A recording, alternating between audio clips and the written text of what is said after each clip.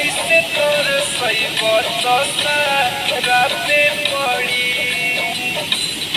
एक लोटा पानी खाती ऐसे तोर सही बतसा राते पड़ी।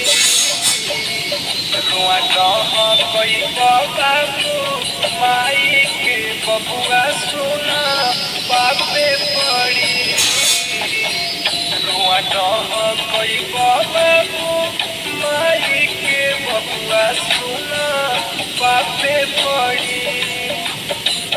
बाबू माई के रोल कबो नहीं फली चली जइहे दुनिया से सब तुहरा खली।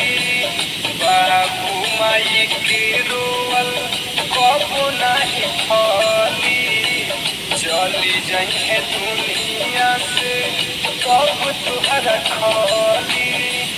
भाई के कपार सोचबा माई